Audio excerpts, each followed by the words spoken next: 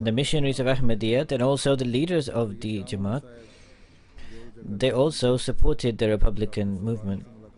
Sayyid Shah Muhammad Sahib, he reached Yogyakarta and he met Dr. Sukarno, and he requested Dr. Sukarno that I would like to take part in this independence movement and serve this nation. He was also a missionary. The President Sukarno, apart from other works, he also appointed him reading news in Urdu on the radio. Apart from him, Maulvi Abdul Wahid Sahib and also Malik Aziz Ahmad Khan Sahib, for 2 or 3 months, they also broadcasted on the radio and performed this work. Sayyid Shah Muhammad Sahib, he played a very active role in this movement. And in fact, the former interior minister, he said that he was so passionate and so active in it that the former interior minister said that Sayyid Shah Muhammad Sahib, we consider him as a member of this nation. He is not an Indian.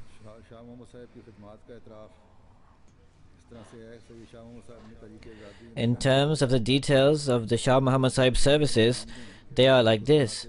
In terms of the role that he played in the independence of Indonesia and the services he carried out, praising them on 3 August 1957, Indonesia gave him a certification of appreciation. And this certificate was given from the information minister, and it was said in it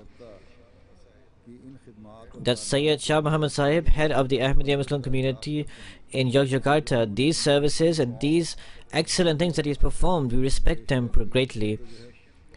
What he has done for the Indonesian government and Indonesian nation and the Republic, the great endeavor that he has carried out for this independence at that time.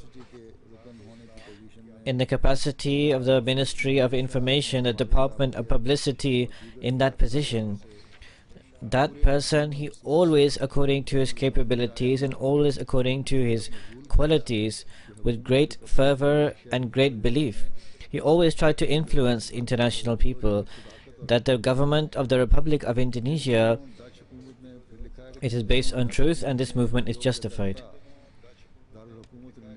And then it writes that in those days when the Dutch government in Yogyakarta tried to attack the Indonesian capital and seize it, at that time he also supported us and made great endeavor to help us. Then he writes, in light of the decision of the UNO, when the Dutch army had to leave Yogyakarta and a new government was established there, then at that time this person also was a member of that committee that was made for the sake of the re-establishment of the government of the Republic of Indonesia. Then he writes in the same place that when President Sukarno, after the detention of the Dutch government in Yogyakarta, then that person was also a member of that committee that welcomed President Sukarno. Then he writes that when, after taking control from the Dutch government, President Sukarno came to Jakarta, then that person was also a part of that delegation that was with President Sukarno, and he was the only person who was not an Indonesian national. When the government offices transferred to Yogyakarta, then this person, he worked for the Radio Publicity Indonesia, and he broadcasted Urdu programs very excellently for the sake of this. After this, he fulfilled his role as in charge of the Ahmadiyya Muslim mission.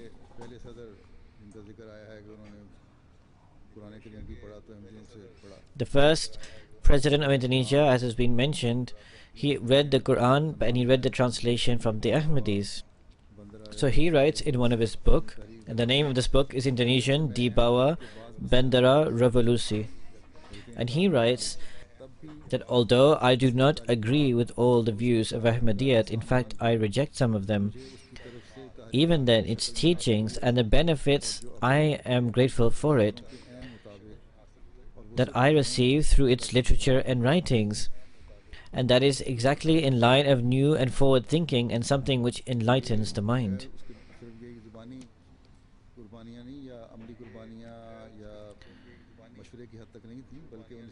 So there are no just practical or verbal sacrifices, which is not just advice that he provided. In fact, in 1946, during the movement of independence, certain Ahmadi members as well, They sacrificed their life for the sake of this independence, became martyrs. Then Radin Muhammadin Sahib, who was the president of Jamaat Indonesia,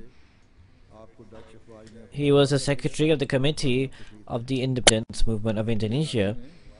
The Dutch army kidnapped him and then later they martyred him. So in the independence of Indonesia, the blood of Ahmadis is also included.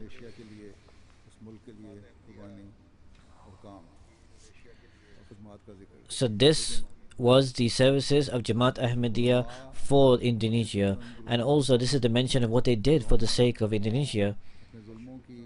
But the scholars and those who are extremists, they continued their atrocities alongside this.